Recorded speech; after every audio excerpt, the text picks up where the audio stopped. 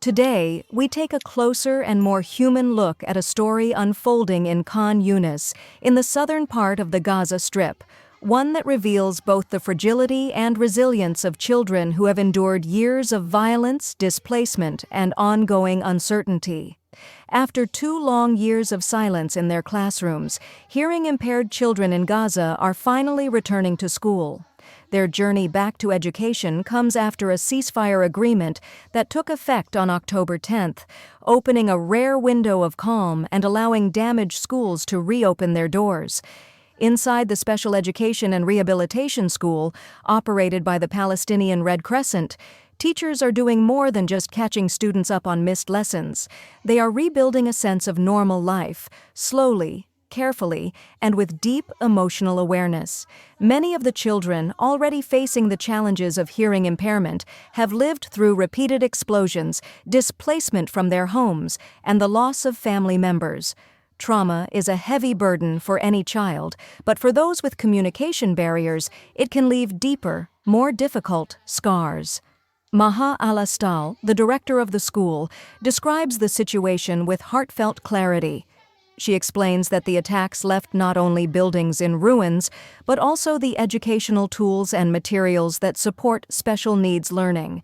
Many of these resources were destroyed in the strikes, leaving teachers to improvise and rebuild from almost nothing. She notes that when students returned, educators made it a priority to integrate light entertainment and playful exercises into the curriculum, not as distractions, but as vital emotional bridges. These activities help the children reconnect with the classroom environment, reduce anxiety, and gently ease them into academic routines. But emotional recovery is only one part of the larger picture. The school staff is also working against a backdrop of widespread devastation across Gaza.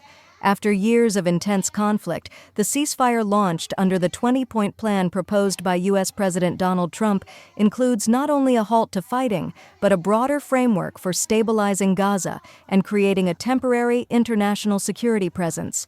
This force would be made up of volunteer nations tasked with assisting in governance, humanitarian coordination, and reconstruction efforts as Israel proceeds with a staged withdrawal.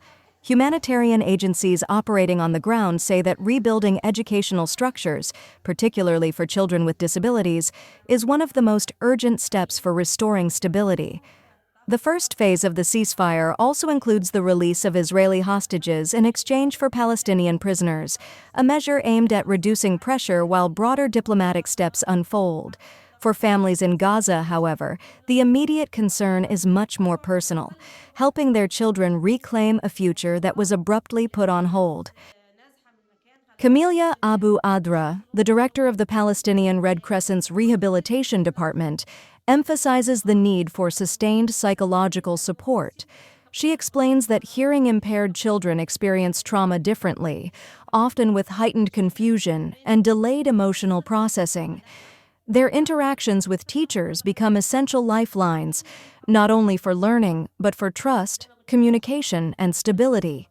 The classrooms, newly reopened, are now serving as safe spaces where children can express themselves through writing, drawing, and guided activities.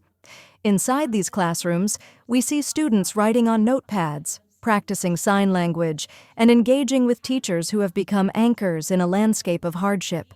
For many children, the act of drawing, a simple line on paper, becomes a way to communicate memories they cannot describe with words or sounds.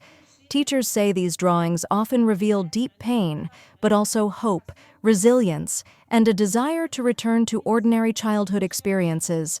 According to Gaza health authorities, more than 69,000 people have been killed and over 170,000 injured since October 2023. These numbers underscore the scale of suffering that has shaped the lives of these young students. Yet, despite everything, their return to school marks a powerful symbol of recovery, one that highlights the strength of the human spirit even in the most difficult environments. As Gaza enters a new phase under the ceasefire agreement, the international community will be closely watching whether reconstruction efforts can take root and whether educational institutions, especially those serving children with disabilities, receive the resources they urgently need. For now, though, the reopening of classrooms in Khan Younis represents a small but meaningful step forward. In the sounds of chalk on a board, the movement of hands forming signs, and the simple rhythm of learning, these children are reclaiming what every young person deserves: safety, education, and a future filled with possibility.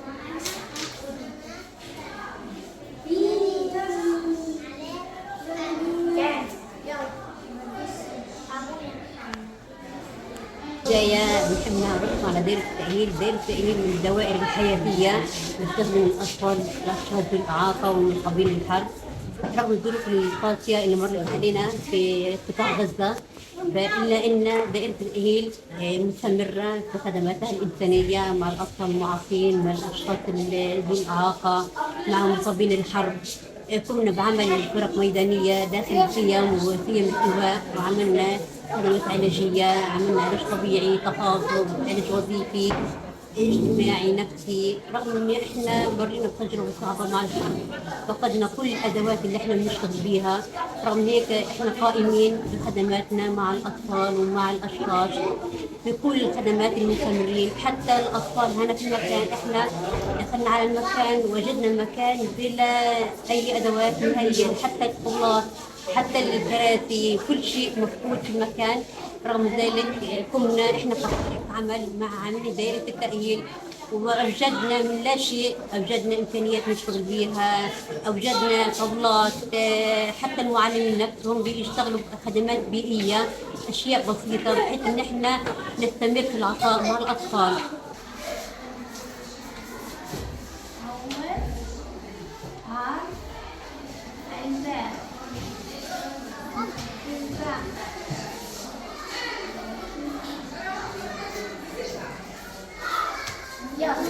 وين حرف الباء؟ حرف حو. يلا لون. يلا لون حرف الباء.